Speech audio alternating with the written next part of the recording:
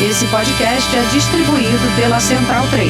Últimos dias de promoção na loja.medodelirioembrasilha.com.br. 20% de desconto usando o cupom MEDO20. E festa do Medo Delírio no Circo Voador, no Rio de Janeiro, no dia 5 de dezembro. Ingressos estão lá na Eventim. Agora, bora pra abertura. Alô, Barra da Tijuca! Cuidado que o caçula transão chegou!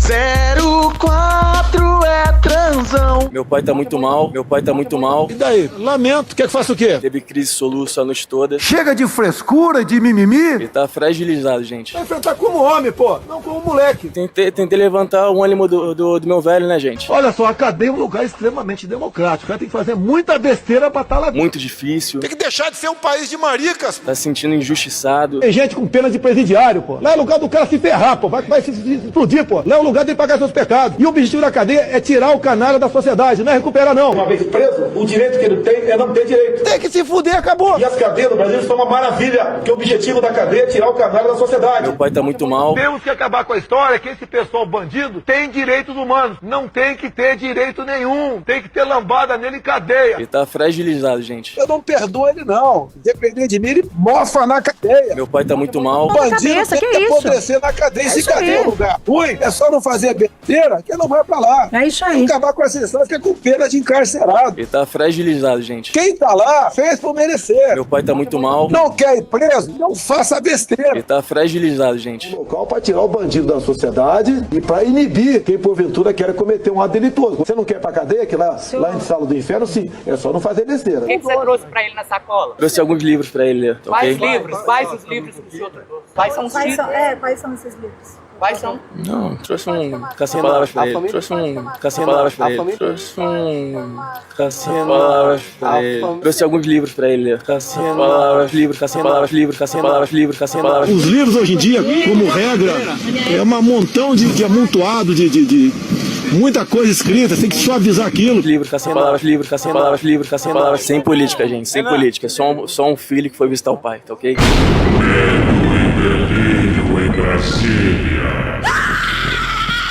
Vocês percebem a loucura? Legal. Olá, bem-vindos ao Medo e Delírio em Brasília com as últimas notícias do que restou do Brasil. Bom dia, boa tarde, boa noite. Bom dia, porra. Por enquanto. Eu sou o Cristiano Botafogo. Botafogo é bairro, viu, meu filho? Cristiano, seu lixo. Seu lixo. Calma. E Cristiano. Aquele verme maldito. Cristiano, e aí? E o... Brasília, depressão. Como é que chama, gente, o podcast dos caras? E o Medo e Delírio em Brasília. Medo e Delírio em Brasília. Isso. Beijo pra eles. Medo e delírio, É hein? um programa que, pô, mano, meio duvidoso, né, mano? Porra, seu Medo e Delírio em Brasília, pô. Eu não ouço Medo e Delírio. É escrito por Pedro Daltro. Abraço, Dal. Meu queridíssimo Pedro Dalton. Um beijo pro Pedro Daltro. Pedro Daltro. Pedro Daltro. Todo mundo sabe quem é. Parabéns a toda a equipe de roteiro. E um beijo pro Pedro Daltro. Pedro pro beijo Daltro. Eu consegui descobrir quem está por trás do Medo e Delírio em Brasília. Eu nem conheço os caras. Esse é o episódio 75 de 2025. Ah, é? Foda-se. Bora passar pano? Não. Tá, mas bora tentar passar um pouquinho menos de raiva? Bora!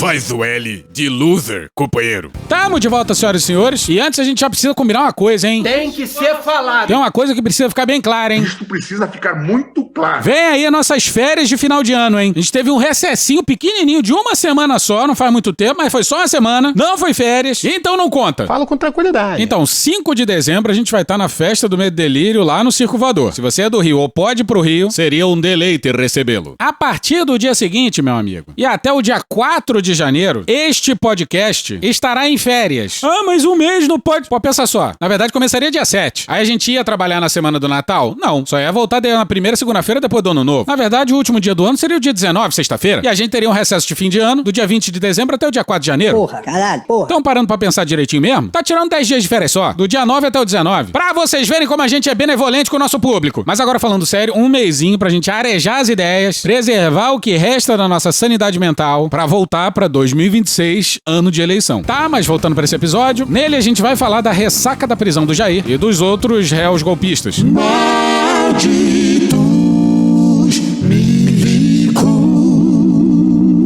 Mas antes a gente precisa voltar no tempo, porque a extrema-direita tá passando por um inferno astral maravilhoso. 3 dias antes da prisão do Jair aconteceu isso aqui, ó. Rádio Pan-Americana S.A. Presidente dos Estados Unidos, Donald Trump, I'm a very stable genius. assinou uma ordem executiva há pouco que determina a redução das a redução das taxas de 40% impostas sobre alguns produtos brasileiros, produtos agrícolas. Chupa que a cana é doce, meu filho. Que semaninha pra extrema-direita, hein? Eu fico, sim, muito feliz. Legal. Numa quarta-feira, o Trump acaba com a insanidade tarifária pra cima do Brasil e no sábado o Bolsonaro vai preso de vez. Era algo já indicado, né, Dávila? Naturalmente. Já estava inclusive no radar que isso aconteceria. E você mesmo falou em programas passados que se interessa aos Estados Unidos nem precisa ter articulação, né? É babaca pra caralho. A extrema-direita se saiu com a narrativa de que, basicamente, o Itamaraty não fez nada. Nada do que aconteceu era mérito do Itamaraty. Que os motivos pra isso ter acontecido eram internos, que não tinha nada a ver com o Brasil. Eles farão o trabalho por nós, é mais ou menos isso, né? Canhato, eu não sou vidente não, Canhato, eu só apenas olho os fatos e vejo como é que Donald Trump atua. Se afeta o bolso americano, ele é o primeiro, unilateralmente, a suspender as tarifas. Pois é, não era o que o Trump dizia. Inflation is way down. Não. Inflation. And it's way down. Não. Everybody knows that it's far less expensive under Trump than it was under Sleepy Joe Biden. Não. The prices are way down. Não, gente. Prices are down under the Trump administration. Não. Durante meses, o Trump jurou que não tinha inflação porra nenhuma. Precisou de meses e meses pra ele finalmente reconhecer a loucura tarifária dele e o aumento do custo de vida nos Estados Unidos. E o café pesou muito. Quero café! Porque não há no mercado mundial alguém para fornecer café para os Estados Unidos. Traz o café, pessoal. Então, era preciso baixar as tarifas para o americano não pagar cada vez mais caro no seu cup of coffee. É muito engraçado. Então, derrubou a tarifa. Aí, na tentativa de não admitir a derrota, eles pintam o Trump como um idiota. Acertou, miserável. Errado não tá, né? Eu acho que Donald Trump acabou conversando com seus assessores e descobriu que um dos maiores controladores do mercado de carne no próprio Estados Unidos, pasmem. Não grita, seja educado. É uma empresa brasileira. Ela comprou os frigoríficos americanos. Ela domina o mercado americano de carne. Portanto, taxar a carne é novamente prejudicar o cidadão americano que gosta de fazer o seu churrasco, que ele chama de barbecue. O seu hambúrguer no fim de semana. E, na verdade, acaba custando caro para todos os americanos. Portanto, Donald Trump acho que aprendeu que nesse mundo globalizado, nem sempre são os americanos que controlam os produtos domésticos. E nesse caso, ficou claro que o gigante brasileiro é um dos principais controladores do mercado de carne. E esse papo de que o Brasil não fez nada contraria o próprio anúncio do governo dos Estados Unidos. E quem diz isso não é a gente não, quem diz isso é ela mesma. A Rádio Pan-Americana S.A. Enfim, nesse comunicado, nesse documento, há inclusive a menção que a revisão das tarifas aconteceu após o contato com as autoridades do país. Sabe? Realmente, aqui está dizendo que Trump explica que essas tarifas foram colocadas por causa de políticas, práticas e ações do governo brasileiro que se constituem numa ameaça à segurança americana. E aí, no parágrafo seguinte, ele diz que em 6 de outubro de 2025, ele participou de uma ligação. Ele fez uma ligação com o presidente do Brasil. É Lula! Durante a qual eles concordaram em começar negociações para tratar dessas questões identificadas por Donald Trump que motivaram a implantação das tarifas. Acelera bem, acelera. Fala logo, porra. Implantação das tarifas. Então, e aí o Trump diz, essas negociações estão em andamento. E aí ele diz, eu recebi informações adicionais e recomendações de assessores meus que estão monitorando as circunstâncias que motivaram a aplicação das tarifas. E ele diz, por exemplo, na opinião desses assessores, alguns produtos importados, produtos agrícolas importados do Brasil, não deveriam mais ser sujeitos a tarifas implantadas, porque, entre outras considerações, tem havido um progresso inicial nas negociações com o governo. Porra, e que delícia ouvir isso em plena Jovem Pan. Os ouvintes devem ter ficado confusos. Então tá todo mundo com cozinho, Luciana, que não passa uma seringa. E aí ele está dizendo, depois de considerar todas essas recomendações e as informações e o estado das... Caralho, meu irmão, acelera essa porra aí. E o estado das negociações com o governo do Brasil, entre outras coisas, eu achei então necessário modificar o esquema das tarifas. Pro desespero dessa galera, a nota do governo dos Estados Unidos foi bem didática. É isso que está escrito aqui e eu vou ser completamente honesto, eu estou surpreso com isso aqui, porque essa admissão no documento oficial de que houve um progresso inicial nas negociações com o governo do Brasil, a princípio eu não consigo relacionar isso com nenhuma mudança naquelas condições iniciais que levaram Donald Trump a implantar as tarifas em primeiro lugar. Por que será? Porra, Trump tá cagando pro Bolsonaro. He's not like a friend of mine. He's somebody that I know. Aí ele esbarrou no Lula na ONU e disse isso aqui, ó. I was walking in and the leader of Brazil was walking out. I saw him, he saw me, and we embraced. But he seemed like a very nice man, actually. And I only do business with people I like. We had excellent chemistry. It's a good sign. Aí o Lula depois ligou pra ele e comentou isso aqui. Tinha gerado uma química na ONU. Ele me ligou, eu falei, presidente. E aí comecei a falar o que eu achava que deveria ter falado. Sabe, não pintou química, pintou uma indústria petroquímica. O Trump exigiu um bando de coisa, não conseguiu nada e recuou. E isso aqui não corresponde ao que muita gente está dizendo, né? Que Donald Trump, pelo menos não está escrito aqui claramente, que ele fez essa mudança porque as tarifas estão impactando preços ou a satisfação do consumidor americano. Eles tentam dizer que foi algo interno e tal, que não tem a ver com o Brasil, mas sabem que o lobby dos irmãos Batista foi importante. Donald Trump cedeu à questão orçamentária das famílias, mas também ao lobby, porque essas empresas se alinharam e se aliaram a parceiros estratégicos nos Estados Unidos que conseguiram colocar seus representantes no salão oval da Casa Branca. O lobby dessas empresas é 1000 vezes melhor do que o lobby feito pelo governo brasileiro para tentar resolver essa questão. Diz aí, Paulo Figueiredo. Presidente Hugo Mota e presidente Davi Alcolumbre, eu pessoalmente coloco vocês sentados, sem Itamaraty, no salão do West Wing da Casa Branca para discutir essa possibilidade. Não há outro caminho. Eu lamento que a gente tenha chegado a esse ponto. Mas caso os senhores não aceitem essa proposta, tá no colo de vocês. Já tá mais do que claro que você tinha o Itamaraty com todo o aparato estatal brasileiro seguindo uma direção e Paulo Figueiredo e Eduardo Bolsonaro seguindo em outra direção. Tarifa, Eduardo Bolsonaro, tarifa, Paulo Figueiredo. Quem foi mais efetivo? As vias diplomáticas dos senhores não funcionam mais. Mano, corra, rapaz. Chora agora. Obviamente, se nós tivéssemos empresários brasileiros como o Lula, tem o Joesley Batista, que botou 5 milhões na posse do Trump, mais 20 milhões de dólares no filme da Melania. Se a gente tivesse empresários brasileiros que estivessem dispostos, como os bons, como estão os maus do lado de lá, se a gente conseguisse contratar múltiplos escritórios de advocacia para litigar a respeito desse tema, se nós tivéssemos capacidade de contratar empresas de discovery e de investigação privada, se nós tivéssemos mais recursos, claro que nós poderíamos fazer mais. É óbvio que a estratégia do Itamaraty envolvia a pressão do empresariado aqui e nos Estados Unidos, em especial dos irmãos Batista. Isso não vale só pro Itamaraty, pro Brasil, não. Qualquer chancelaria se valeria do empresariado se tivesse essa carta na manga. Assim como o governo sabia que o custo dos alimentos nos Estados Unidos não ia deixar o Trump arrastar as tarifas indefinidamente. O Brasil jogou certinho e deu bom no fim das contas. A extrema-direita colocou as fichas no Trump e... deu errado! Pelo menos por enquanto tá parecendo assim. A nossa única esperança é o Trump. Eles juravam que a extorsão do Trump de alguma forma ia interromper o julgamento do Bolsonaro, que o país ia se dobrar as tarifas, que o STF, os seus ministros, sancionados pelo governo americano, iam recuar. E... deu errado! E enquanto a extrema-direita tenta tirar todo o crédito do governo, o New York Times publica matéria com o título Brazil defied Trump and won. O Brasil desafiou Trump e venceu. Faz o L de loser aí, ô companheiro. Aí no subtítulo se lê: o presidente dos Estados Unidos tentou manter o ex-presidente Jair Bolsonaro fora da prisão, falhou e agora segue em frente. Bora pro Jack Nickas no New York Times no dia 24, com tradução do Estadão. A sua intervenção no Brasil foi uma tentativa extraordinária de influenciar o caso legal mais importante de um aliado em décadas, usando algumas das ferramentas mais fortes ao seu dispor.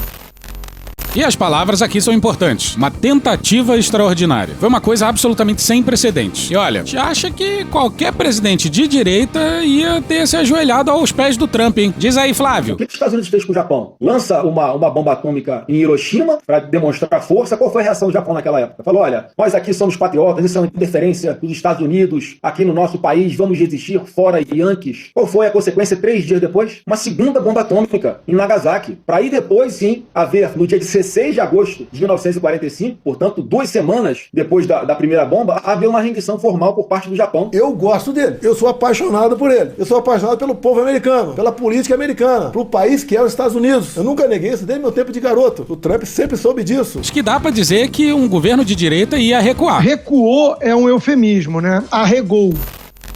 Mas as instituições brasileiras essencialmente o ignoraram. A aparente capitulação de Trump mostra que os seus esforços foram basicamente em vão. Lula, um líder da esquerda latino-americana, saiu da contenda com Washington ainda mais forte politicamente do que quando entrou.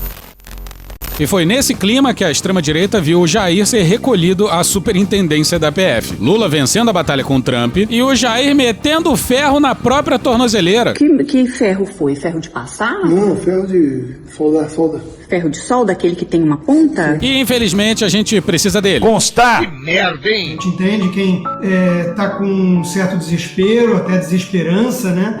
Jogando a toalha, achando que não tem mais jeito. E a gente entende quem tá na luta e até porque não tem alternativa. Eduardo Bolsonaro, Paulo Figueiredo. Então, entregar o país? Olha a Venezuela, né? Mesmo na Venezuela, Maria Corina Machado tá lutando até hoje, né? E agora talvez aí a Cavalaria do Norte venha para valer, no caso da Venezuela. Realmente a cavalaria brasileira foi muito incompetente. Competente sim, foi a cavalaria norte-americana que dizimou os seus índios no passado. E hoje em dia ele não tem esse problema lá. Muito legal, muito bacana, muito gentil ele. E ao que parece, o que o Constantino, esse grande patriota brasileiro, queria era que a Cavalaria do Norte viesse pro Brasil. Legal. No caso do Brasil, a sensação que fica, o Trump tem os problemas dele, com o mundo, com a Ucrânia, com o Oriente Médio, com a economia doméstica. Ele está preocupado com os midterm elections ano que vem, ele está com uma avaliação que é a pior desde janeiro, 37%, 38% de aprovação apenas. Os democratas podem recuperar a Câmara, talvez até o Senado. Então ele está pensando nisso, por isso até que ele retirou as tarifas aí de vários produtos. Tarifa, Eduardo Bolsonaro, tarifa, Paulo Figueiredo. Isso foi muito comemorado pelo Lula, explorado pelos petistas, mas foi uma decisão interna, preocupado ali com a economia, com a caristia, o aumento do preço da carne de 17%, 18% já esse ano, café e por aí vai. Então a sensação que fica é que os Estados Unidos fizeram a sua parte. Que delícia! Mas tudo indica que o Trump lavou a mão e mandou o foda-se. É melhor vocês nos tratarem bem, porque senão nós vamos ligar o foda-se pra vocês. Isso leva a gente pro Martin DeLuca, ou Martin DeLuca, um advogado americano ligado às empresas do Trump e também ligado a personagens da extrema-direita brasileira. Olha o que ele escreveu no Twitter no próprio dia 22. Muitas pessoas continuam me escrevendo em particular dizendo: os brasileiros não estão protestando porque estão com medo. Depois de 8 de janeiro, Moraes transformou o medo em arma. Qualquer um pode ser o próximo alvo. Eu entendo esse medo, ele é real. O poder de Alexandre de Moraes depende de convencer milhões de pessoas de que o silêncio é segurança. A verdade incômoda é que nenhum país estrangeiro pode salvar uma nação cujos próprios cidadãos têm medo demais para defendê-la. Os Estados Unidos podem expor o que está acontecendo, pressionar, impor custos e sanções, mas não podem estar nas ruas pelos brasileiros. Nem mesmo Donald Trump pode solucionar o problema se os brasileiros não querem lutar por si próprios. As sociedades não superam o medo esperando que alguém as resgate. Mas o medo perde sua força no momento em que as pessoas decidem se unir e deixar claro que já chega. Reaja Brasil! Volta com o Constantino. O Constantino. De novo, né? O Bolsonaro é preso. Trump não sabia, mas fala too bad. Too bad. Né? E o povo segue sua vida. Vai ver o futebol. Carlos Miguel ou Rossi? Qual será o seu voto? Faz parte, né? O cara que é América é maluco. Gostou mais mesmo, né? Pra dar força. Ô, filha da puta! Tudo bem, tem final aí chegando da Libertadores. Calma. Faz parte. E aí? E aí o quê? Alguém achou que ia parar o Brasil? Prendam o Bolsonaro e vejam o Brasil parar. Não vai parar. Não vai parar! E repara porque agora fica maravilhoso, hein? Lei Magnitsky, meu Deus do céu. O Brasil conseguiu levar o descrédito à Lei Magnitsky. O Brasil conseguiu levar o descrédito à Lei Magnitsky. Caralho! Aí o sancionado e a sua esposa e o escritório Xandão. Tamo aqui. Xandão. continuam com a vida como ela era, inclusive com uma palestra que tinha patrocínio até da Coca-Cola, da Febraban. Presta atenção que isso aqui é importante. E a sensação que fica é: o Brasil conseguiu desmoralizar a Lei Magnitsky. Esse país é o Brasil. Aí o Trump lava as mãos. Pô, eu fiz minha parte. Nós vamos ligar o foda-se pra vocês. Enough is enough. Esperava o quê? Esperava que talvez o Senado viesse, né?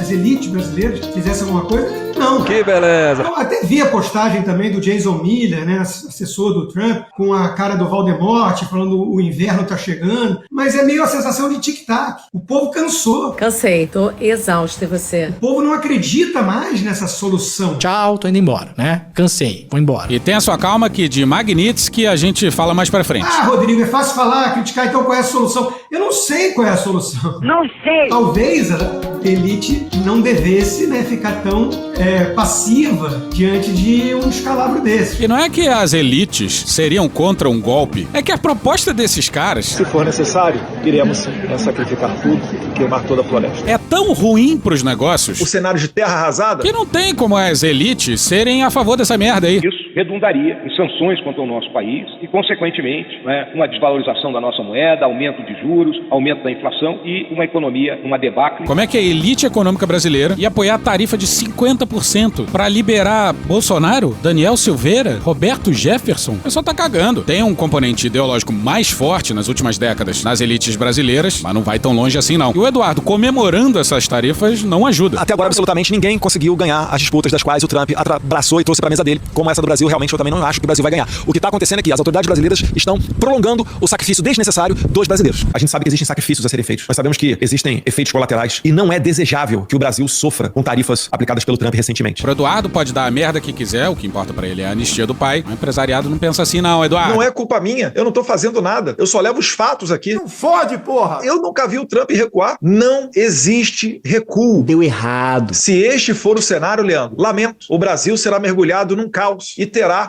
um tratamento semelhante ou igual ao da Venezuela. E ele ainda explicita o ataque à soberania. A diferença do Brasil pro resto do mundo é que o resto do mundo tá sentando numa mesa para negociar economia. E o Brasil tem um conteúdo do judiciário. Aos interessados em resolver o problema, a pauta número 1 de vocês é anistia ampla, geral e restrita. Tá, mas volta com o... Constar! Talvez a gente devesse entender que o Brasil tá caminhando rápido em direção à Venezuela e que o importante não é só tirar a tarifa de café e carne, que não é isso que é relevante. Mas veja, o Zema, candidato de direita, bom gestor, né, conseguiu atacar o Eduardo Bolsonaro com a questão da postura dele em relação ao Trump. Ah, foi uma coisa egoísta, pessoal, interesse pessoal. O Eduardo não teve apoio das elites da direita. O Silas Malafaia reclamou de bandeira americana no protesto. Pois é, e o... Constar! Tá realmente... Chateado? Triste? Quase... Desesperated? Cá entre nós, Lacombe, às vezes eu acho que o Brasil merece virar Venezuela. Isso aqui não vai virar uma Argentina nem uma Venezuela. Vá para caralho, mano. Eu só acrescentaria o seguinte, que nós temos hoje dentro do Brasil também uma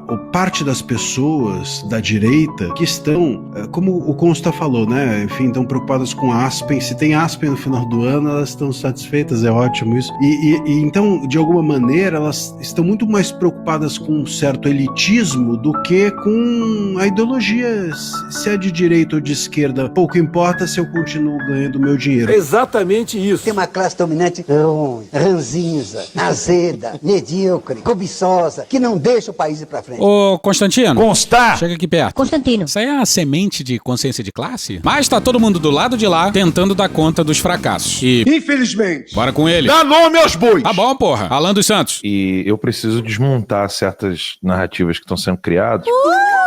Por exemplo, eu já falei, né? Eu não vejo o Silvio Grimaldo como alguém que é mau caráter, mas a análise dele é completamente equivocada. Provavelmente o Alan dos Santos tá falando disso aqui, ó. No Twitter desse tal de Silvio Grimaldo, eu não conhecia, cuja mini bio é editor, cientista político, professor e diretor do Seminário de Filosofia de Olavo de Carvalho. Doce feto, faz anal.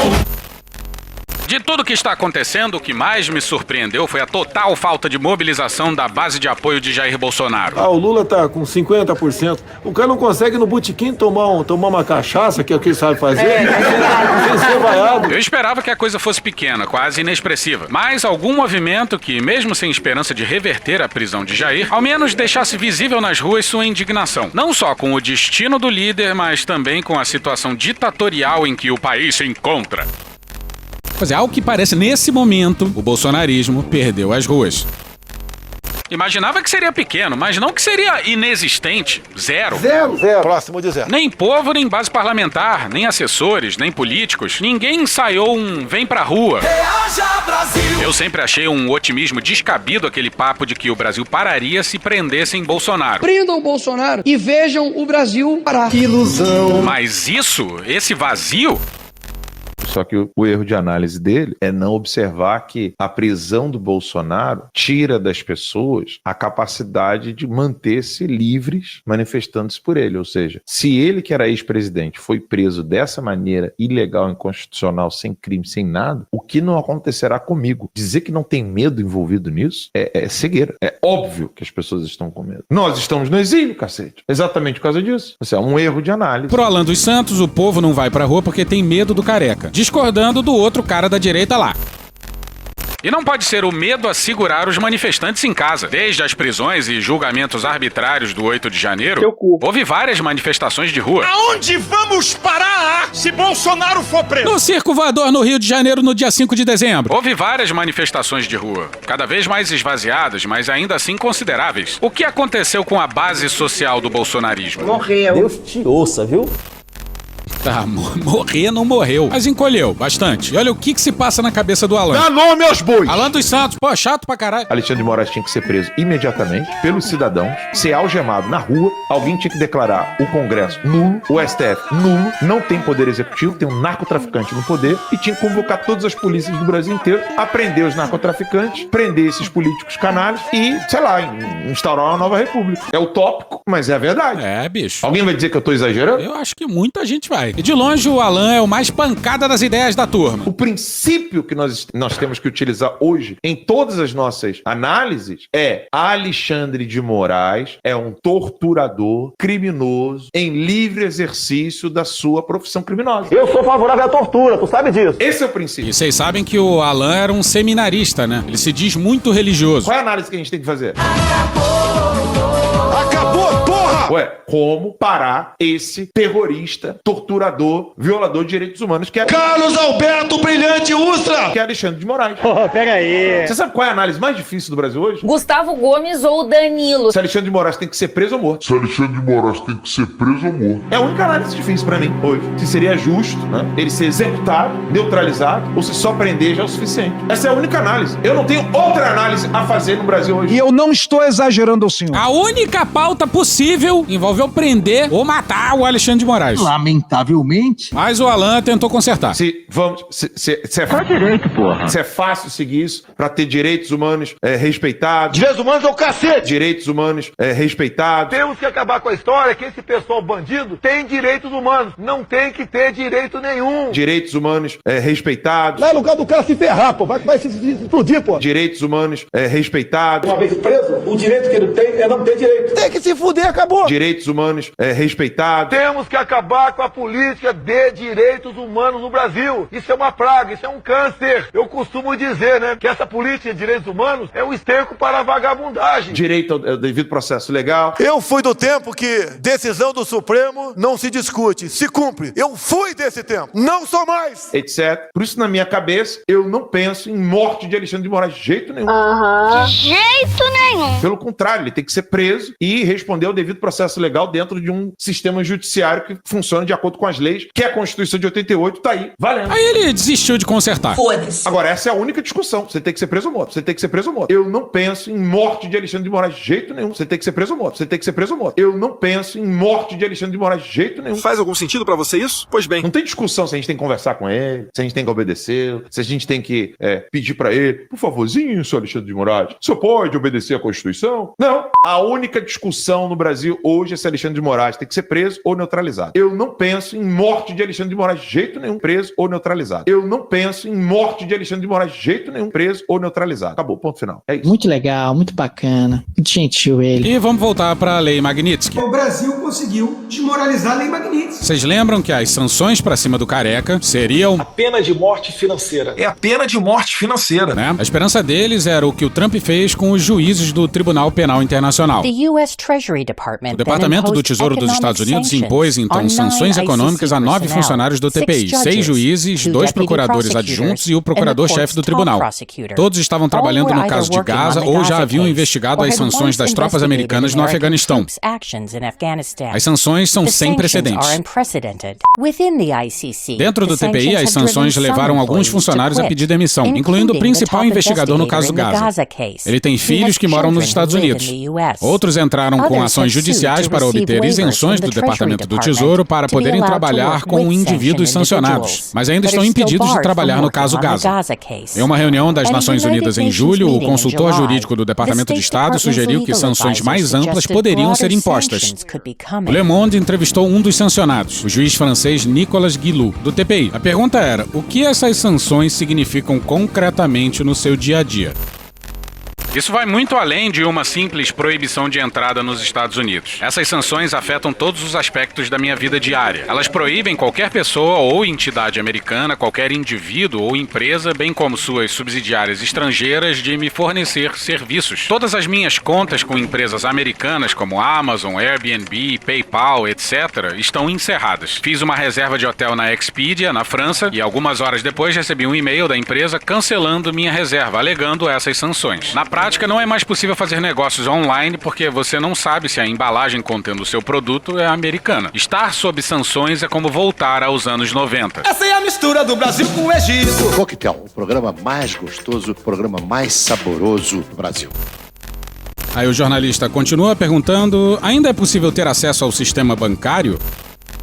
Nessa área, as sanções assumem um aspecto ainda mais intrusivo. Alguns bancos, mesmo que não sejam americanos, fecham as contas de indivíduos sancionados. Qualquer transação bancária realizada com um indivíduo ou entidade americana ou conduzida em dólares ou utilizando uma moeda que use o dólar como moeda de conversão é proibida. Na prática, você entra para a lista negra de bancos em grande parte do mundo. Além disso, todos os sistemas de pagamento são americanos. American Express, Visa, Mastercard. Da noite para o dia, você se vê sem cartão bancário. E essas empresas detêm quase um monopólio, pelo menos na Europa. Todas as empresas americanas são mobilizadas para intimidar indivíduos sancionados, o que, nesse caso, significa os juízes e promotores que trabalham para manter a justiça em conflitos armados contemporâneos. E é importante saber que essas medidas podem ser mantidas por mais de uma década, ou até mais. Submeter pessoas a sanções as mergulha em um estado de ansiedade e impotência constantes, com o objetivo de desencorajá-las. Dizer que não tem medo envolvido nisso é cegueira. É óbvio que as pessoas estão com medo. E o pior disso tudo é que, por lá, as sanções complicam trabalhos que envolvem gravíssimas violações de direitos humanos. E de verdade, não é isso que os bolsonaristas falam, não. E no mundo inteiro. E quem diz isso é um dos criadores da Lei Magnitsky, o deputado democrata Jim McGovern. O uso de sanções GLOW-MAG, nesse caso, contraria a intenção e o propósito da Lei Global Magnitsky, comprometendo assim sua integridade e enfraquecendo-a como instrumento de responsabilização por abusos de direitos humanos. É vergonhoso que a administração Trump tenha usado sanções da lei de maneira contrária ao seu propósito, minando os esforços do judiciário brasileiro para defender instituições democráticas e manter o Estado de Direito. Mas volta pro Brasil. O Brasil conseguiu desmoralizar a Lei Magnitsky. Our point scale. Todo mundo perdeu o medo da Magnitsky. O que é que tá acontecendo? Responda! Responda! Responda! Responda! Responda! Responda! A internet e as redes sociais pegaram fogo hoje com um cartaz de um evento do 26º Congresso Nacional do Ministério Público, em que uma das estrelas foi ele. Ele! Alexandre! O ministro sancionado Alexandre de Moraes, que constou ali ostensivamente no material de divulgação do evento como palestrante. Porra! Caralho! Porra! A lista das empresas patrocinadoras desse evento, com sancionado pela Lei Magnitsky, é surpreendente. Nós vemos ali empresas americanas ou empresas que têm negócio com os Estados Unidos que jamais poderiam se envolver dessa forma em um evento com participação de um sancionado. Drama!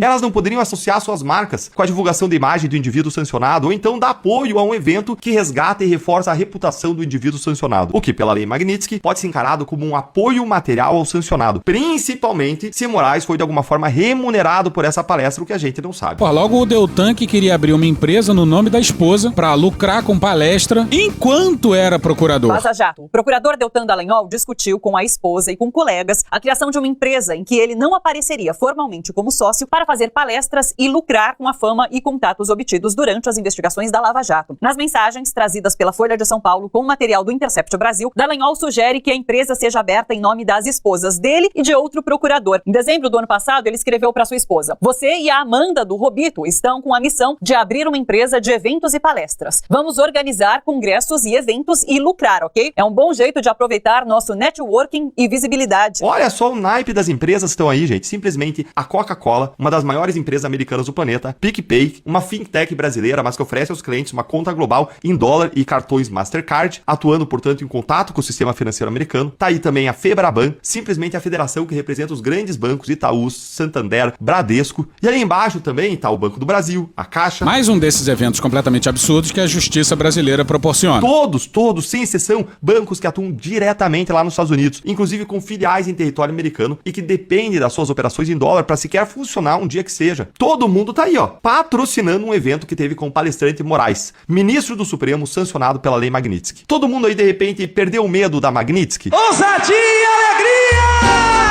E adivinha quem fez chegar ao governo dos Estados Unidos que teve patrocínio da Coca-Cola num evento com o Careca? O Tchan! Não. No programa de ontem, falei que nós veríamos algo acontecer, joguei a dica pra vocês. Ele é babaca pra caralho. E normalmente, como eu não faço tic-tac à toa, quando eu jogo uma dica, esperem que ela vai acontecer. E aconteceu de forma muito rápida. E o desespero da dupla é hilário. He's desesperated. E se preparem. I'm a little bit nervous. I think it would be very good. Acho que seria muito bom se o governo Trump começasse a avaliar a possibilidade de aplicar sanções da lei Magnitsky Global a outras pessoas ligadas a Moraes. Por exemplo, o procurador-geral Paulo Gonet. O Paulo Gonet eu conheço há 30 anos, conservador raiz. E também aplicar de fato a lei Magnitsky contra Alexandre de Moraes. Porque o que a imprensa brasileira está dizendo é que a vida de Moraes não mudou muito. Então seria uma boa ideia fiscalizar os bancos brasileiros, o sistema financeiro, para garantir que estejam cumprindo a lei americana.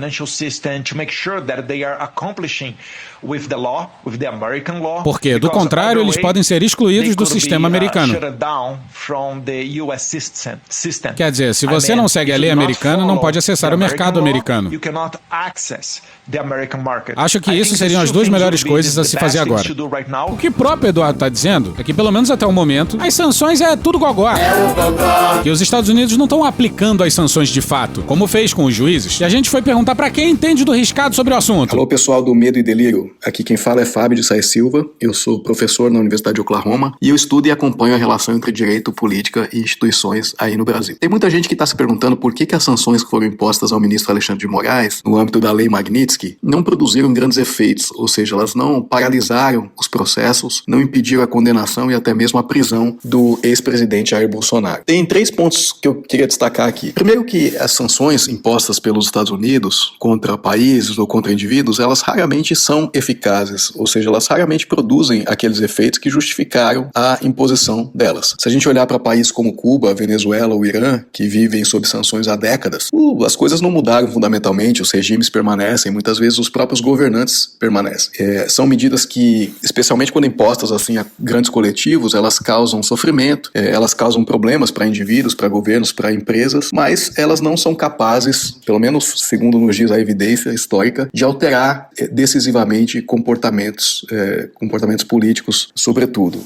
Muitas vezes, e isso também aconteceu no Brasil, o que se passa é o fortalecimento interno de quem foi sancionado. Em segundo lugar, essas sanções elas têm um alcance imediato ali no território americano. Então, se a pessoa tiver, ou o país, se tiver bens ou recursos ali nos Estados Unidos, o Tesouro pode ir lá e sequestrar, né, esses bens ou recursos. Mas para ir além disso, o governo americano precisa sancionar terceiros que mantêm relações com esses sancionados. E no caso da Lei Magnitsky, tem até uma exigência de que esse terceiro auxilie, né, diretamente na prática dos supostos atos de violação de direitos humanos. Fica até difícil você argumentar que você ter uma conta ou utilizar um cartão de um banco, né, há ali uma relação de auxílio na execução de atos de violação.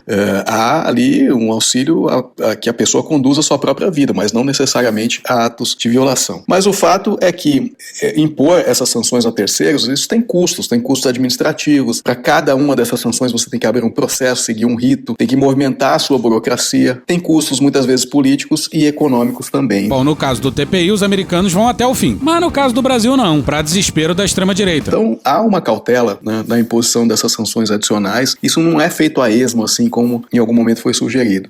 Terceiro, que no Brasil essas sanções foram percebidas e corretamente como um gesto de ingerência interna, um ataque à soberania brasileira. E o Brasil não é uma grande potência, mas ele também não é um país insignificante, ele tem um peso regional, ele tem relação com outras potências e ele tem capacidade de resposta, né? Então, na medida em que o Brasil transformou isso numa questão nacional, ele colocou para os Estados Unidos também um custo político, porque azedar, né, as relações com o Brasil poderia ter outras consequências para os Estados Unidos, né? A gente viu aí no âmbito das tarifas que os Estados Unidos acabou de suspender essas tarifas porque isso estava gerando ali um aumento de preço de vários produtos para Washington. Muitos dos juízes do TPI são americanos, por exemplo. E pra encerrar, vamos continuar com o neto do general. Insuportável! Pois é, a gente tá pegando muitos vídeos desse pessoal. Desculpe. O desespero destes caras é saber que não há nada que eles possam fazer. Porque vai ter candidatura, sim, de um Bolsonaro. Vai ter candidatura, sim, não é vice, não. Ora, vocês acham que vai acontecer o quê? No momento em que sair Flávio Bolsonaro, candidato a presidente, com o apoio do Eduardo, com o apoio do Carlos, com o apoio do Fenan, todos os filhos apoiando, possivelmente, não converso com ela, mas imagino que naturalmente também, com o apoio da Michelle. Vai fazer um acordo com quem? Quanto tempo um candidato... O Tarcísio eu acho que nem seria candidato numa hipótese dessa, porque ele não é... O Tarcísio reputou ele no certo... reputou ele inteligência. Mas quanto tempo será que a gente vai demorar para destruir um Ratinho Júnior pelo resto da vida? Quanto tempo a gente vai demorar para destruir qualquer outro candidato que tope fazer esse papel de candidato do sistema? Caiados da vida? Quanto tempo? Eu acho que uma semana de internet a gente acaba com a reputação desse cara para ele nunca mais se eleger nem síndico do prédio. Pelo menos não com o voto da direita. Como que a gente acaba com a reputação? Com a verdade. Só expondo que a pessoa é o candidato do sistema. Não precisa de muito. Eu acho que não, tá ligado? Dedo no cu e gritaria. Bom, digamos que as coisas estão agitadas lá no Congresso. O Senado Alcolumbre rompeu com o líder do governo, o petista Jacques Wagner, e na Câmara o Hugo Mota brigou com o líder do PT, o Lindbergh Farias. Que viagem é essa, velho? Pô, até o Jacques Wagner? Caralho! Pô, é como se alguém, sei lá, rompesse com o Múcio por conta do radicalismo dele. Um general sem farda. Que porra é essa agora? É o quê? Adolescente que romperam com as amigas? Virou uma malhação essa merda? Revista Capricho? É até infantil, né? Adultos infantilizados. O Alcolumbre se irritou porque ficou incomodado com o entusiasmo do Jacques Wagner. Diante da indicação do Jorge Messias pro Supremo, em detrimento do seu preferido, o Rodrigo Pacheco. Deixa eu falar uma coisa, você tem quantos anos, menino? A indicação foi do Lula, não do líder do governo. E não cabe ao Jacques Wagner, como líder do governo, senão enaltecer o Messias, defender a indicação feita pelo presidente. A indicação de um ministro por STF é feita pelo presidente da República e esse indicado tem que passar numa sabatina do Senado. Ah, pô, o que o Alcolumbre tá achando? Que a indicação por STF é do presidente do Senado? Não. Vai ver, o Alcolumbre queria que o líder do governo criticasse publicamente o governo. Pô, e romper com Jacques Wagner é o esculacho máximo, né? Porra, diz a ele, Lindbergh. Vocês conhecem alguém mais conciliador do que o Jacques Wagner? Não! Olha só! Não tem, porra. Foi até ministro da Defesa e muito elogiado pelos generais, hein? Pior, em especial pelo Vilas Boas. Muito obrigado, comandante Vilas Boas. O que nós já conversamos morrerá entre nós. O senhor é um dos responsáveis por estar aqui. Uma autoridade militar que, mais do que, em parte, responsável por estar aqui. Ter tido a oportunidade e a coragem de, como soldado verdadeiro da pátria, influenciou no destino da nação. O meu prezado general Vilas Boas. Aí, ó. Tá aí, ó. O Hugo Mota ficou meio abespinhado porque o Lindbergh guerreou contra a escolha de um adversário do governo para ser relator do projeto do Lula, antifacção. Imagina, ele indicou o Derrite. O quê? Ficou puto porque o governo reclamou? E de Jacques Wagner, o Lindbergh não tem nada, hein? Agora, essa relação do Lindbergh e Farias com o Hugo Mota, o PT mudou, né, com a liderança do Berg, né? Quando você tinha outras lideranças anteriores a ele, faziam aliança com o Arthur Lira, faziam ali acordos e eram mais próximos, mais amigos, né, dessas lideranças do Centrão. Eu ouvi até de um deputado hoje cedo, o PT era o próprio Centrão em alguns momentos. Que merda, hein? O Lindbergh trouxe o PT, com o apoio da maioria da bancada, para uma outra posição. Graças a Deus. Obrigado, meu Deus! Para uma posição de embate maior, né? Tá na hora de falar grosso nessa porra! Susto, caralho! Fala grosso, porra! E isso, claro, desagrada, porque nessa posição de embate maior, como eles não têm voto, eles vão para as redes sociais e impõem um desgaste desgaste, inclusive a figura do próprio presidente da Câmara, Hugo Mota, né, falando da PEC da bandidagem, estão querendo defender bandidos. PEC da blindagem, né? Os bilionários, as bets, eles conseguiram, inclusive, barrar a própria PEC da blindagem. PEC da blindagem, né? Com base nessa mobilização via redes. E isso gerou um desgaste pessoal entre os dois, né? E bora ouvir o Lindbergh. Olha, isso aqui não é um clube de amigos. Alguém achava que a gente ia ficar calado naquela votação do IOF? Alguém achava que a gente tinha que ficar calado na votação da PEC da blindagem? PEC da blindagem, né? Não. Alguém achava que a gente ia achar normal uma escolha do Derrite? Que acaba, inclusive, no primeiro relatório, interferindo na Polícia Federal? Era uma nova PEC da blindagem? Chega! Então veja, o Colégio de Líderes não é um clube de amigos. Eu vou continuar do mesmo jeito, como líder do PT, indo na reunião dos colégios de líderes, defendendo as posições do governo, defendendo as posições do PT. O PT! E essa parte aqui pegou a gente de jeito, hein? O Hugo Mota, ele diz o seguinte, que o Lindbergh Farias é muito amigo, e é de fato amigo pessoal do Sócrates Cavalcante, que é o líder PL. Complicado. O que é complicado? Tudo isso aí, né? Que os dois combinam as brigas pra ficar aparecendo o dia inteiro na televisão e brigando na televisão. Eles têm ideias diferentes, mas eles combinam. Ei, Brasília! Que beleza! Vamos levar essa nossa divergência pra TV pra ficar aparecendo lá e gerando um impasse pra Câmara, né? Ele tá bem irritado, o Hugo Mota, com essa situação. É meu bem duro em sua mão. A volta pro Senado, porque o Alcolumbre tem um aliado. Olha, eu acho que o ministro Alexandre de Moraes é muito próximo do Davi Alcolumbre. A gente tem que lembrar que o Davi Alcolumbre, nos momentos em que os ministros do Supremo sofreram muita pressão, inclusive tinha pressão para botar em votação, impeachment contra os ministros do Supremo, quem segurou as pontas lá foi o Rodrigo Pacheco e o Davi Alcolumbre. É verdade. Pô, mas não vamos agradecer ninguém por proteger o STF de golpista de extrema-direita, né? Não fez mais do que sua obrigação. Então há uma aliança da presidência do Senado com o Supremo, uma parte de ministros do Supremo Tribunal Federal para segurar ali, para montar uma barreira, né, de contenção a essas investidas contra os magistrados. Mas não é só isso. Também tem aí uma autodefesa desse que é o pior congresso da nossa história. E muito versa sobre a última indicação do Lula pro STF. Quem tá falando aí é a Mônica Bergamo. Eu acho que num primeiro momento, esses mesmos magistrados prestigiaram o Davi Alcolumbre. O Davi defende o Rodrigo Pacheco. O Davi quer colocar, né, o parlamento quer colocar... Porque o que acontece, né, Fabiola? Você tem hoje uma espécie de um semipresidencialismo no Brasil, né? E cada um com as suas atribuições. Um semiparlamentarismo, melhor dizendo. O parlamento está mandando muito no orçamento e o Lula segue com algumas prerrogativas, entre elas a de indicar ministro do Supremo. Só que o Supremo, a indicação do Lula, o Flávio Dino, foi para cima dessa atribuição do Congresso, de comandar o orçamento. Tá certíssimo. Pois é, o Dino segue tomando decisões acertadíssimas para investigar o orçamento secreto. A razão de decidir do Supremo é que qualquer modalidade de orçamento secreto fica banida. Ou seja, dizendo de outro modo, não basta mudar o número para mudar a essência. Ei, meu amigo, quem tem cu tem medo. Então o Congresso reage querendo colocar alguém dele lá dentro do Supremo também, para jogar esse jogo. Dentro das quatro linhas da Constituição. Olha, tudo bem, esse é o jogo, eu quero colocar alguém meu aí. A boa e velha blindagem, né? Mas o Lula não abriu mão da prerrogativa de ser ele a indicar. Bom, então, nesse quadro mais amplo, o que acontece? O Alexandre, sendo muito amigo do Rodrigo Pacheco e muito próximo do Davi, tá errado. Firmou essa aliança e tá resistindo, né? Tá resistindo a abrir mão, né?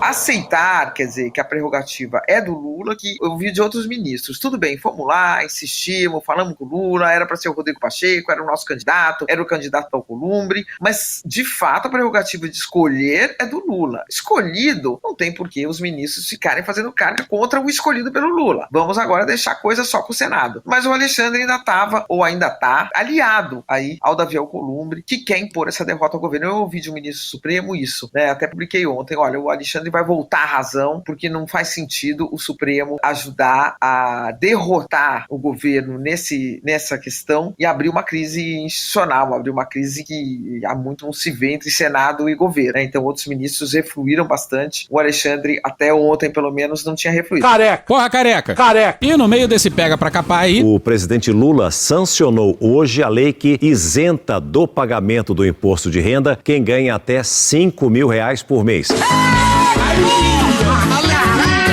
qualquer um tem que saber que é injusto. Eu recebo dividendo, eu não pago nada de imposto de renda. Agora eu trabalho que não desgraçado, chego no final do ano, eu vou ter 10 mil reais de participação no lucro, tem que pagar imposto de renda. É uma coisa que a gente vai ter que começar a pensar, porque nós estamos apenas tendo o início, sabe, de uma coisa que tem que acontecer, que já aconteceu em muitos países do mundo. E para compensar essa isenção até 5 mil reais de renda, rola aquela alíquota progressiva. Para quem ganha mais de 50 mil reais por mês. Mas não, pra direita isso aí é coisa de comunista! A cerimônia foi marcada pela ausência dos presidentes da Câmara e do Senado em uma semana de tensão entre o governo e o Congresso. Ciúmes de homem é foda. Imagina aí, os adolescentes estavam tão chateados que não foram numa cerimônia para oficializar algo tão importante quanto isso. E que eles certamente usariam em campanhas futuras. Pelas redes sociais, Mota classificou a isenção como uma vitória histórica. Ah, porra! Vocês parecem maluco, porra! E afirmou que a Câmara aperfeiçoou a matéria ao ampliar a redução das alíquotas, citando a união dos poderes em favor do Brasil. Já Alcolumbre disse que a sanção representa justiça tributária na vida real e que a nova lei leva alívio a milhões de famílias. E aí eles não foram, né? E adivinha quem preencheu o espaço vazio? Hoje é um dia histórico para o Brasil. Ele mesmo. Diz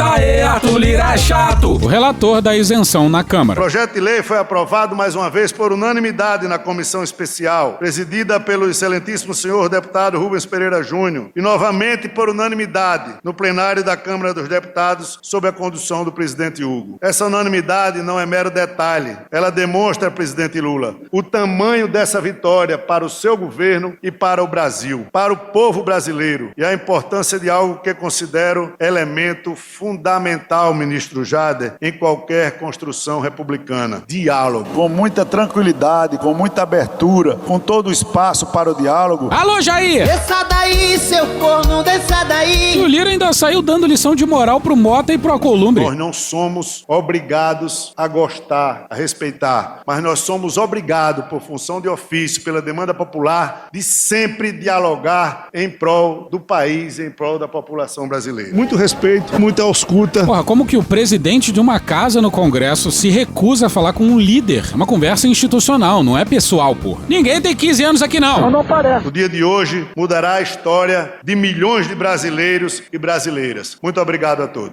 E nesse evento aí, o Lula ainda falou isso aqui, ó. Lula ainda resgatou outra pauta que deve ganhar força no ano eleitoral: a mudança na jornada de trabalho, também conhecida como escala 6x1. São coisas que a sociedade moderna do século XXI exige. A gente não pode continuar com a mesma jornada de trabalho de 1943. Não é possível. E que isso vire pauta em 2026. Aí, de quebra, o Congresso ainda entregou ao governo uma porrada de vetos. Os parlamentares derrubaram os vetos do presidente Lula ao programa de refinanciamento de dívidas dos estados e também do novo licenciamento ambiental. Na verdade, eram vetos do presidente Lula que pretendiam salvar alguma coisa do sistema de proteção ambiental. Vamos lembrar, uma semana depois do Brasil ter sediado a COP30. Essa derrota no licenciamento já era esperada pelo governo, mas parlamentares avaliam que o momento político de crise com os presidentes da Câmara e do Senado agravou ainda mais a situação, impondo até um revés maior que o esperado, principalmente na questão ambiental. Com a força do Centrão, que engloba grande parte da bancada ruralista, o governo diz que viu ruir todo o avanço que havia conseguido, fragilizando assim a proteção ao meio ambiente. E quem se fode, como de hábito, é o Brasil. Vamos ver agora os principais pontos que foram retomados por deputados e senadores hoje. Pelo que foi decidido pelo Congresso, a lei vai permitir, por exemplo, que fiquem dispensadas de licenciamento as atividades rurais em imóveis com registro no Cadastro Ambiental Rural pendentes de homologação. Estados e municípios ficam autorizados a retirar vegetação nativa da Mata Atlântica sem análise de órgãos ambientais federais, como o IBAMA. E passa a valer a licença por adesão e compromisso, que é uma espécie de autodeclaração como um critério para que donos de empreendimentos de pequeno e médio porte possam tocar obras sem necessidade de análise técnica. Não tem como não dar errado. O que a gente percebe é que quase 80% do licenciamento do Brasil vai acabar se enquadrando nessa situação de licenças autodeclaratórias sem qualquer análise técnica. Vai dar errado. Isso é um risco muito grande. Também teve veto que versava sobre refinanciamento de dívida. Pois é, Renato, um dos principais vetos derrubados permite que os estados estados descontem da dívida com a União gastos com obras de responsabilidade federal feitas entre 2021 e 2023, como rodovias, por exemplo. O Congresso também retomou a possibilidade de os estados usarem recursos do novo Fundo de Desenvolvimento Regional que foi criado na reforma tributária. Assim, o Tesouro vai ter que rever as condições das dívidas e ajustar os cálculos do saldo devedor dos estados. O Propag beneficia principalmente os estados mais endividados: São Paulo, Rio de Janeiro, Minas Gerais, Rio Grande do Sul e Goiás. Durante a sessão, o presidente do Senado, Davi Alcolumbre, se defendeu. Disse que a votação dos vetos hoje não foi retaliação política.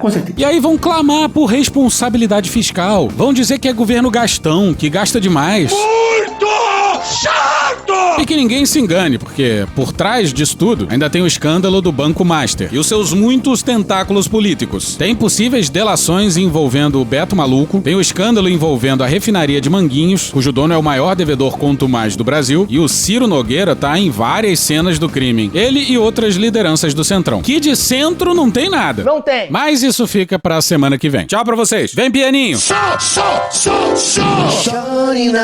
E hoje a gente fica por aqui. Esse episódio usou áudios de Moreira da Silva, Metrópolis, Pânico, Jovem Pan, Desmascarando, Choque de Cultura, Gil Brother, Hermes e Renato, Casimiro, Franciel Cruz, Galãs Feios, Ariel Palácios, Rafa Mon, Thaís Bilenque, Natuzaneri, Angu de Grilo, Samia Bonfim, Maria Rita, Xadrez Verbal, Bebel da Bebel Books, Elô D'Angelo, Carol Ito, Ana Bonassa, Letícia Sarturi, UOL, Não Inviabilize, Alfredo Rolo, Bagaceira Chique, Aviões e Músicas, Globo News, Jogo Defante, Porta dos Fundos, História Pública, Estúdio CBN, Petit Jornal, Meteoro Brasil, Podcast Pauta Pública, Ian Neves, Professor Pasquale, Carla Bora, Coisa Nossa, TV Justiça, Jovem Pan, Os Pingos nos Is, NBC News, CNN, TV Câmara Distrital, Intercept Brasil, Rádio CBN, Câmara dos Deputados, Terra Brasil, Rede Globo, Futurama, TV 247, TV Brasil, Jornalismo TV Cultura, NEM, o BBC News Brasil, Opaí, Sai de Bamba, Samuel Mariano, Jorge Benjó, Poder 360, Auriverde Brasil, Programa Cadeia, Knightsbridge, Associated Press, Chaves, Michael Jackson, Bruno Aleixo, Dawn News English, Mídia Ninja, Mano a Mano, SBT News, Samuel Messias, Belo, Thaís Moraes, CNN Brasil, Itatiaia, TV Senado, Matt Gates, SBT News, Roda Viva, Cartoon Network, Chico Buarque, Midcast, Vitor Camejo, Jamil e Uma Noite, Sadia, Valem Bandeira, PBS News, El Chan, Programa Coquetel, Saturday Night Live, Caetano Veloso, Juliana Dalpiva, Rede TVT, Tiaguinho, Dan Noite, C-SPAN, Paulinho Gogó, Fábio de Sais Silva, O Poderoso Chefão, Folha de São Paulo, Rádio Band News FM, Samira Close, Leandro Demore, Meteoro Brasil, Catiuxa Canoro, Crente News, Os Donos da Bola, Drauzio Varela, Orquestra Brasileira de Música Jamaicana, G1, Falha de Cobertura, Bahia Cast, Samba do Sacramento, Alcione, Rivo News, Bob Fernandes, TV Quase, Guilherme Boulos, Pod Trash, Conversa com Bial, Emanuela da PC Associação, Podcast, Flip, Casé TV, Inteligência Limitada. Hoje tem Greg News, MTV, Thiago Santinelli, TV Brasil Gov, MC Creu e The Office. Thank you! Se quiser e puder, pinga um lá pra gente no apoia.se/Medo e Delírio, no patreon.com/Medo e Delírio em Brasília, na Orelo ou no Pix Medo e Delírio em Brasília @gmail.com. Porra, doação ao caralho, porra. Não tem nem dinheiro pra me comprar um jogo de videogame, morou, cara? Assina o nosso feed no seu agregador de podcast favorito e dá uma olhada nas nossas redes sociais. E também no loja.medoedelirioembrasilha.com.br. Eu sou o Cristiano Botafogo, o Medo e Delírio em Brasília é escrito por Pedro Daltro e produzido pelo Guilherme Gandolfi, @Gui Frodo nas redes sociais. Bora passar pano? Não. Mas bora passar menos raiva? Bora! Me permite uma parte? Não lhe dou a parte. Fazendo de improviso porque eu rodo a cidade. Eu posso rodar toda a cidade porque tô solto em liberdade. Olha, eu rodo de ônibus, eu rodo a pé, eu rodo de carro. Quem não pode rodar a cidade é o tal. Olha só que verso interessante, com justiça e democracia. Agora eu quero ouvir o que tu quer. Quero ouvir mais uma vez, olha só que alegria. O grito agora pro 8 de janeiro é o grito. Vou terminando esse verso porque agora noticiou. Ele não serve pra soldado, nem serve nem pra soldador. Eu vim de lá, eu vim de lá, eu vim de lá.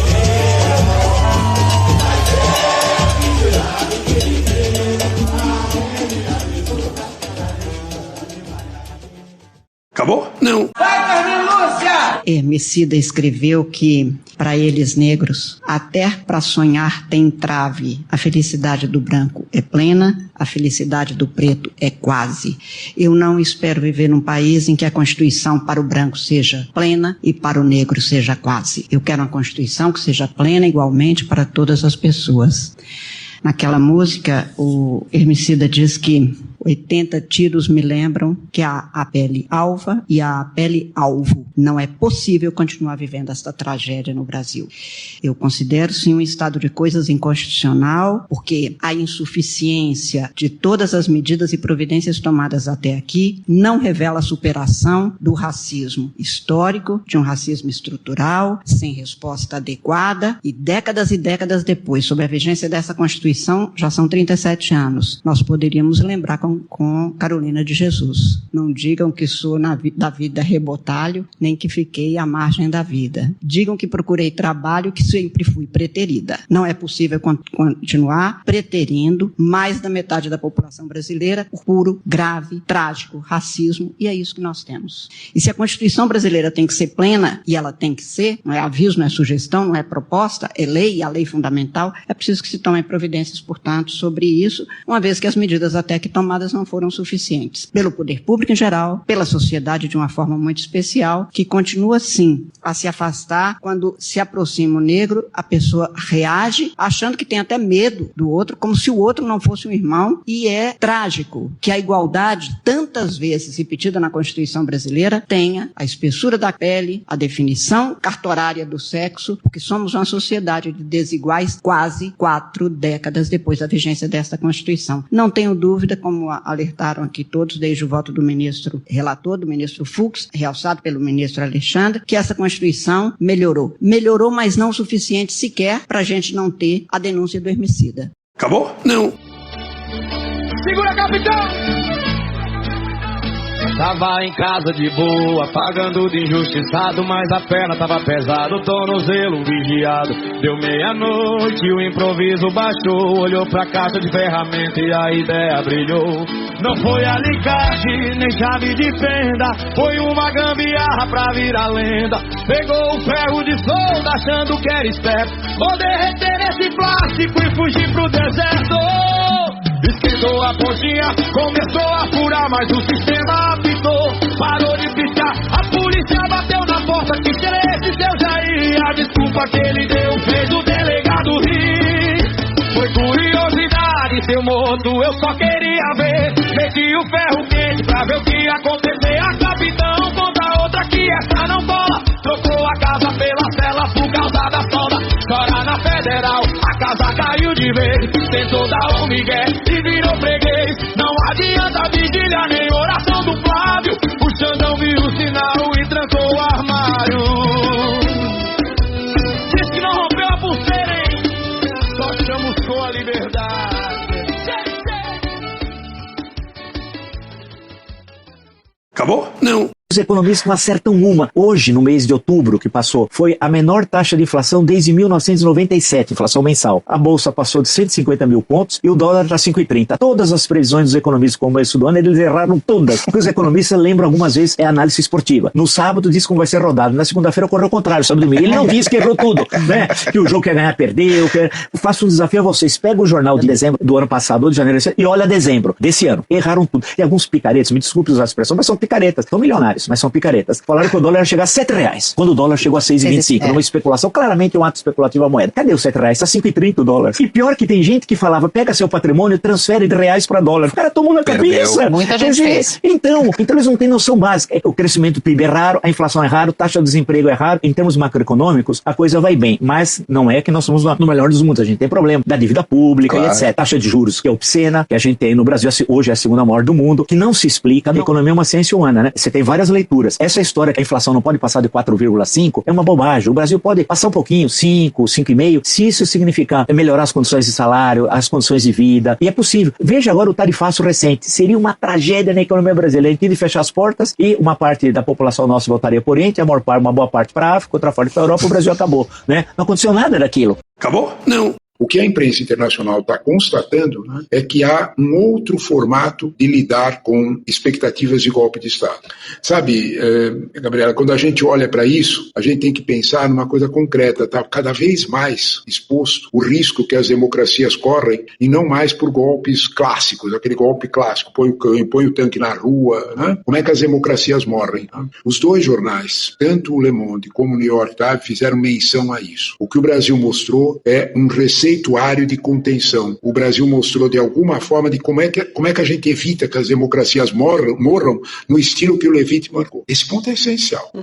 Porque a repercussão internacional, ela está se dando num momento em que as democracias estão em risco, não é só no Brasil e não é só por golpe de Estado. Deixa eu fazer uma menção para vocês. Hoje, o Le Monde repercutiu, né, uma pesquisa na França que faz o Bardelat, o Jean Bardelat, que é da Reunião Nacional, da extrema-direita francesa, do partido da Marine Le Pen. Né? Hoje, o Le Monde mostra que o Bardelat hoje ganharia de qualquer candidato, do Mélenchon, do candidato do Attali, de todos, e por uma porcentagem significativa. Se nós olharmos para o que está acontecendo na Alemanha, o senhor Merz não ficou tão mal-humorado com a Belém do Pará e depois mal-humorado com Angola, de graça. Ele tentou namorar os votos da extrema-direita porque, então, de certa forma, o Brasil está ocupando um espaço com essa decisão que precisa ser bem observado. O Brasil comentou e está pondo em prática um antídoto absolutamente democrático contra as ameaças à democracia. A imprensa internacional notou isso. Esse ponto é essencial para a gente olhar. É o momento em que o Brasil faz isso. Isso não é só para nós. Isso tem uma função internacional muito significativa que os jornais apontaram. Como as democracias morrem, o livro clássico do Levitt, ele está deixando... A arte imitou a vida, porque a vida está começando a mostrar, está praticando o que o livro está mostrando. Acabou? Não. A 19 de setembro de 1987, na revista Veja, ele ameaçou explodir bombas nos quartéis e na adutora do rio Gandu, no Rio de Janeiro. Em 1999, Bolsonaro, já deputado, na TV pregou golpe de Estado, na TV Band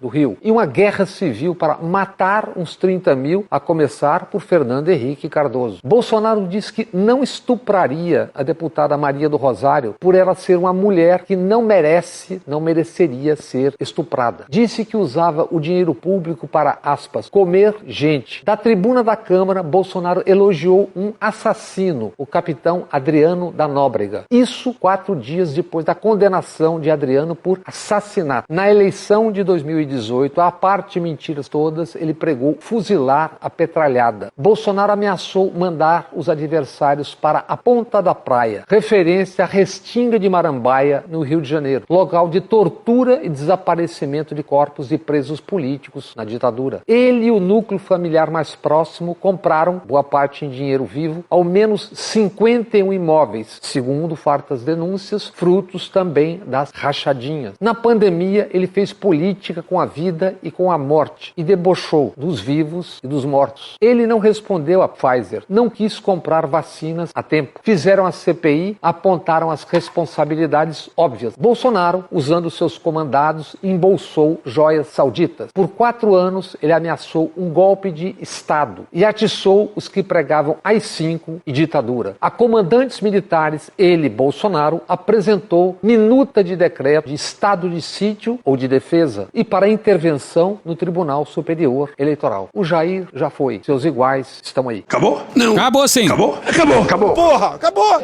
Beijinho, sigamos com muito amor e poesia. Ouve a voz do seu períneo. A boca é um ânus da face. Varanda do pum. Lexotan não se toma na veia. Essa porra é maconha? Quando você é jovem, qualquer pessoa que tem um baseado vira seu amigo. O Bolsonaro sendo atropelado. Tô de acordo. Fazer as pessoas passarem fome. É isso. Cenoura, cenoura. Mais ou menos isso. Que porra é essa aqui? É maconha essa porra? Quem fuma 200 baseados? Muita gente. Muita gente. Conversa de bêbado. Nem todo artista é maconheiro, mas todo maconheiro é um artista. Algum delírio. Presunto Parma, vamos lembrar, não é qualquer presunto. Não é proibido no Brasil transar. Antigamente as pessoas ainda coçavam a virilha, hoje nem isso coça mais. Pega sua Toyota, empurre dentro do seu cu. Um Opalão, um Chevette, um Gol Bolinha. Vai deixar eles mijarem em cima de você? Lixo. Arrombado. Vai entrar o grosso. O grosso chegou! Ai, que dor no meu pau. Eu sou especialista em pau. É a piroca. Ela é bastante extensa. Veja a gramatura. Você não sabe como eu ficava feliz quando eu vi um trabalhador mostrar uma pica. Também entra. Cadê os machos? Eles têm um pênis. Pistolão bonito, né? Há controvérsias. Contém ovos. Não esqueça de lavar os testículos, a virilha e o ânus. 95% da população mundial